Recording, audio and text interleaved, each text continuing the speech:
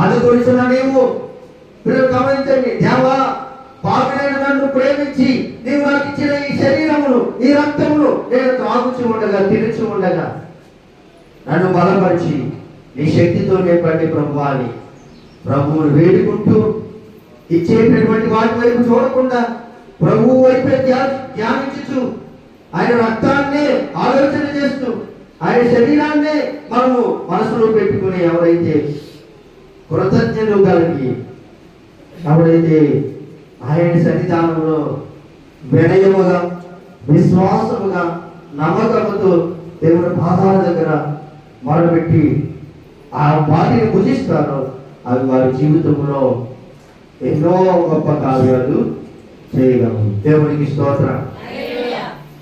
తండ్రితో సమాధానం వచ్చాడు. ఏమిటయ్యా సమాధానం అంటే మీరు గమనించండి, శాపానికి బదులుగా ఆశీర్వాదం. బిడ్డను చంపుతూ ఉన్న వారికి శపించవలసిన దేవుడు ఏమిచ్చాడయ్యా అంటే ఆశీర్వాదం ఇచ్చాడు. మీరు గమనించండి, శిక్షకు బదులు ఏమిచ్చాడయ్యా అంటే జీవం ఇచ్చాడు. ఏమిచ్చాడు?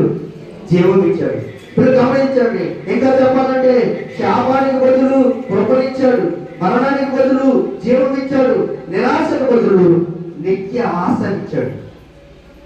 నిరాశలో ఉన్న భూమి మీద ఉన్న ప్రజలందరికీ కూడా ఏమిచ్చాడు చెప్పండి? నిత్య ఆశ, నిత్య జీవము, పరలోక రాజ్యము. దేవునికి స్తోత్రం కలుగుతుంది. హల్లెలూయా. కాబట్టి దేవుని సన్నిధానంలో ఉన్న పిల్లలా మనమందరం కూడా ఒకటి, మన రక్షణ నిమిత్తం క్రయధనములు చెల్లించిన స్థలం అంటే విలువ పెట్టి కొనబడిన వారము. రెండు, ప్రభు సన్నిధానంలో మనం చివరికి ఒక చక్కని మార్గమును ఏర్పాటు చేసింది ఏదయ్యా అంటే కల్వరి కొండ. మూడు, నూతనమైనటువంటి ఏమండి బలిగా అర్పించబడినటువంటి స్థలం. మన కొరకు కల్వరి కొండ మీద బలిగా అర్పించబడినటువంటి స్థలం ఏదయ్యా అంటే కల్వరి కొండ.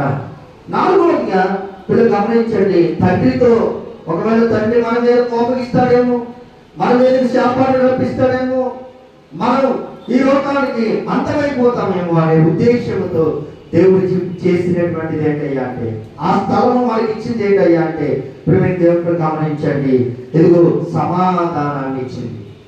తండ్రితో మనకు సమాధానం, తండ్రితో మనకు ఐక్యత, తండ్రితో మనకు బంధం ఏర్పరిచింది ఏదయ్యా అంటే కల్వరి కొండ.